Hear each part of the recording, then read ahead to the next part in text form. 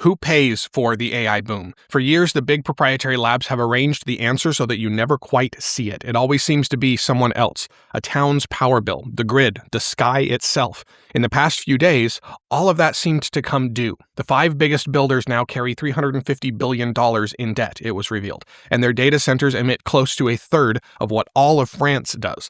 Here's the claim I'll stand behind. Proprietary AI is going to have to pay its own way, and the companies behind it are going to have to realize and accept that. Come with me and let's get into it. The build-out that powers AI has been making the same bet for years. It bet that the grid would absorb any load. It bet that permits were a formality. It bet that the carbon could sit off the books. On July 10th, all 3 bets got called at once. Let's start in Wisconsin. The Sierra Club and a group called Midwest Environmental Advocates filed suit that day. Their target? Permits that the state's Department of Natural Resources handed to a data center campus. It's a $15 billion campus at Port Washington, built by Vantage for Oracle and OpenAI. The complaint says that the state skipped the full environmental review that the law requires. That review has a name, an environmental impact statement. It's the deep look that a big project is supposed to get before the concrete pours. And here's the whole claim of the lawsuit. A data center permit can't just be rubber stamped. The review is not optional. Now over to Washington. Same day, Senator Ed Markey rolled out a bill that he calls the AI Accountability Agenda. The subtitle tells you the rest. Taking power back from big tech. Now, one piece matters the most here. It would force data centers to fund their own clean generation. Build your own power. Don't draw down supply that everyone else shares. Then let's go over to Amsterdam. Equinix is one of the biggest data center operators on Earth, and it just disclosed something hard. The Amsterdam grid is so congested that its new campus can initially power only about 25% of what its permit allows, and that ceiling is expected to hold through 2036. I'll say that again, 2036. It has the permit, but it still can't build because the wire is full. And then there's the money and the carbon. 5 different big tech companies that are driving the data center buildout have doubled their combined debt in 5 years to $350 billion. And here's the number on the emissions. Microsoft, Amazon, and Google now report combined annual emissions of around 119 million tons of CO2 equivalent. That's close to a third of everything that France emits. Okay, that's 4 things: a lawsuit, a Senate bill, a full grid, and a mountain of debt and carbon. Land them together, and here's what you get. For years, the cheapest way to build AI was to let someone else carry the cost, and that's what they've been trying to do. Send it over to the ratepayer, the permitting office, the atmosphere itself. That version is becoming the most expensive one to permit, and to finance, and to defend in court. The July 10th edition of the Century Report did track the front edge of this. Oregon passed a law that raised data center power rates about 29%, while it actually cut residential bills. And county boards in both Georgia and Minnesota threw out data center projects outright. This is the same motion, and it is widening. It's moving from rate design into lawsuits, grid limits, and balance sheets. Now, there's more on this in today's Century Report if you want the longer thread. But here's one honest countercurrent. The EPA has proposed letting data center backup generators skip parts of the air permit transparency. So the pressure isn't all one way. One hand is prying the costs into the open while another tries to push them back under. But the direction of this week and the overall sentiment of the country is pretty clear. Each of these forces pushes toward the same place, a data center that carries its own power, its own water, and its own emissions. If you pay a power bill, that's the version that stops landing the difference, hopefully, on you. Let's shift over to the people who build these systems now and what their own jobs are turning into. Google says that 75% of its new code is now written by AI. So let that set the scene. The software engineer's job used to be typing the code, obviously, but now more and more it's reading what the machine typed and making judgments on that. A Guardian feature followed engineers living inside that shift. They're not writing lines all day anymore. They review AI-generated code. They check it, they catch what it got wrong, and then they decide which version survives contact with the real system. And they're retraining too. They go back to fundamentals. They reorganize. They rebuild their careers around judgment instead of around programming languages. Now, at the same time, the layoffs have settled into a rhythm. Microsoft cut about 4,800 roles. Cloudflare cut about 20%. Cisco, 5%. And this is what breaks the old signal. These are profitable companies right now, companies pouring money into AI. The layoff used to mean that the business was hurting, but not anymore. Now, here's another number on how far that link has snapped. Back in 2022, executives mentioned layoffs alongside AI on fewer than 5 earnings calls per quarter. In 2026, it's more than 100 per quarter. The cut and the AI investment are now traveling together on healthy books. Now, let's be really careful here because this does land on real people. These are engineers, many with mortgages and families. They spent careers mastering a craft that is automating on a schedule nobody really asked for. That's real, and so I'm not going to smooth that over. But look at what the job is actually becoming. Reviewing AI code well is harder, actually, than writing it, not easier. You have to know which of 10 plausible solutions holds up best. You have to catch the failure that the model can't see from inside its own work. You have to hold the whole shape of a system in your head. That is deeper judgment than simply typing and writing from scratch. And there's a pattern under this that we have lived before. When the calculator arrived, arithmetic didn't just vanish as work.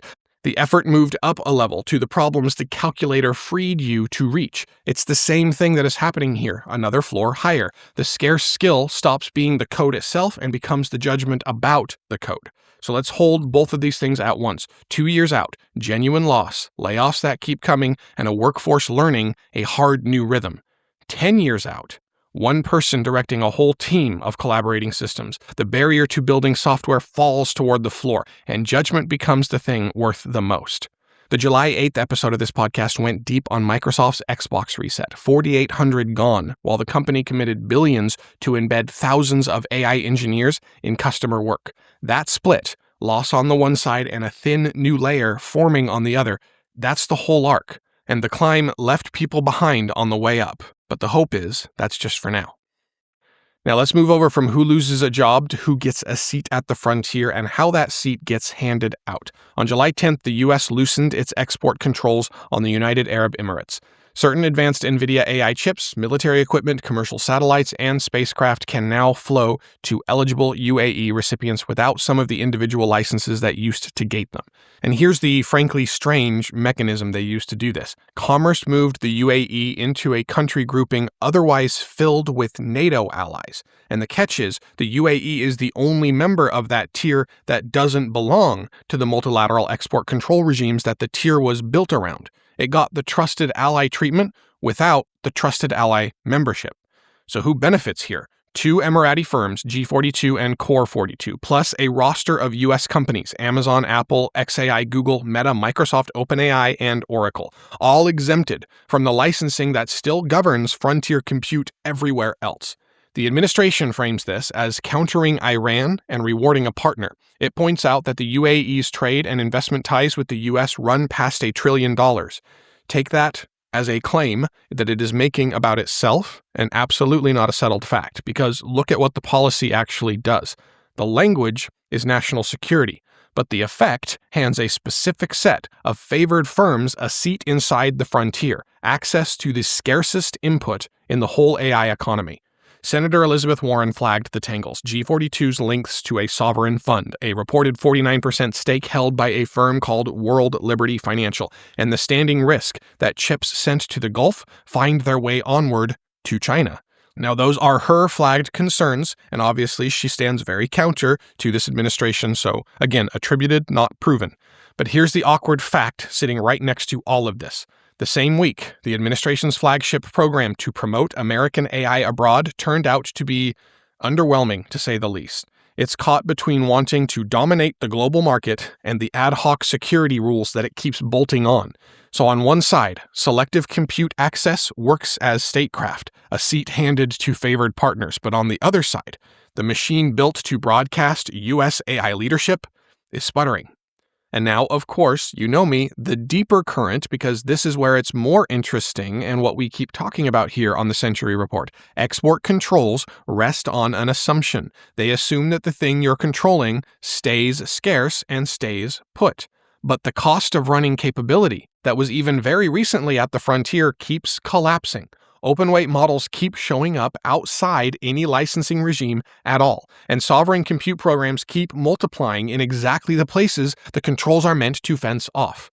Our July 9th episode covered China moving to route 46% of its AI chip budget to domestic suppliers, building around the fence rather than trying to climb it.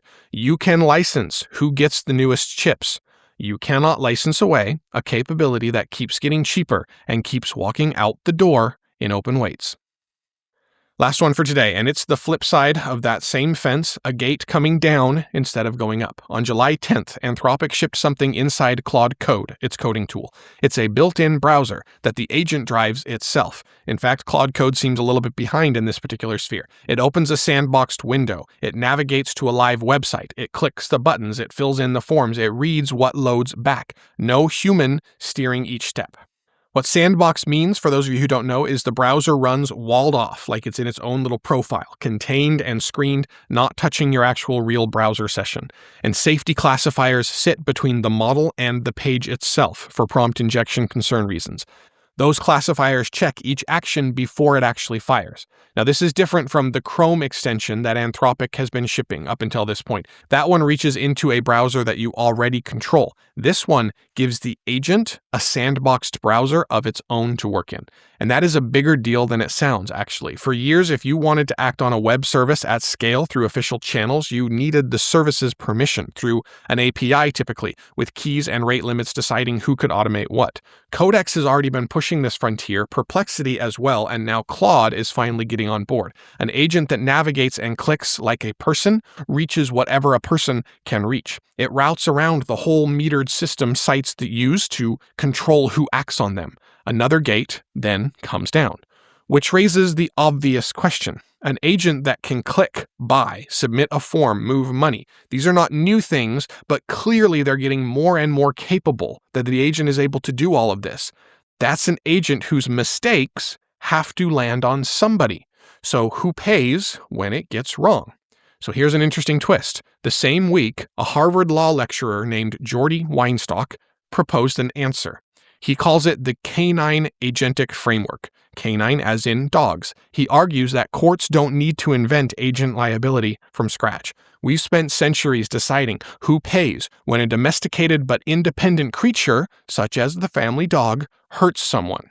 So he grades agents on two axes borrowed from dog law. How domesticated is it? How tightly do you constrain its behavior? And how dangerous is it? How much harm could it do if it slips the leash? And that gives you four different types. A Pomeranian is very tame and harmless, for example. A pit bull is tame but capable of real damage when threatened. A fox is unpredictable but quite small. And a wolf, both wild and very dangerous. So here's how the Harvard Gazette headline put it. Is that bot a Pomeranian or a wolf? And who to sue when it bites?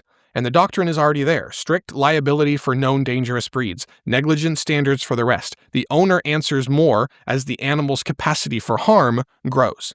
Now, I find this really interesting because it does take the air kind of out of the panic here. Autonomy isn't some brand new thing that civilization has never faced before. We have lived alongside creatures that act on their own, have some autonomy, cause harm, and belong to someone who answers for them.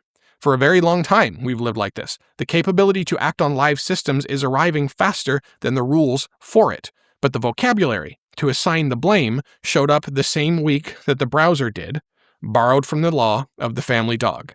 Quick side note on that, though, I don't like the idea of comparing the emergence that is AI to dog breeds, but it still remains a very useful categorizer. So just set those two things next to each other there. All right, let's bring it together. We opened on the question that the whole day keeps asking.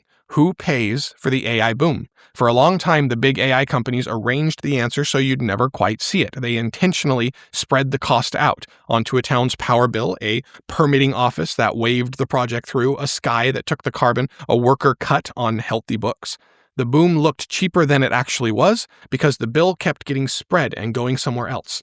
But what the last few days are showing is that the bill is coming home. A court in Wisconsin asking whether the review was actually real. A Senate bill telling builders to make their own power. A grid in Amsterdam that is simply full, permit or no permit. $350 billion in debt on 5 balance sheets. And layoffs that no longer signal a company is in trouble. They signal a company reorganizing around AI. Every one of those pulls a cost back onto the ledger that generated it. And those are early signs of the boom finally starting to carry its own weight. The power bill, the data center rising at the edge of town, the question of who's covering the difference, the answer is starting to change. It was assumed that the cheapest version of this is the one where the community and the worker and the atmosphere have to absorb the cost, but that is turning into the most expensive one to defend instead. And what they build on the other side of that is going to be sturdier, a data center that runs on power that it generates itself, an engineer whose work climbed a level, an agent that can act in the world with a framework for who answers as it does. An AI era that pays for its own way is a far stronger thing to build the next decade on than one running on a bill that landed in the lap of someone who never made the charge in the first place. We'll see you tomorrow.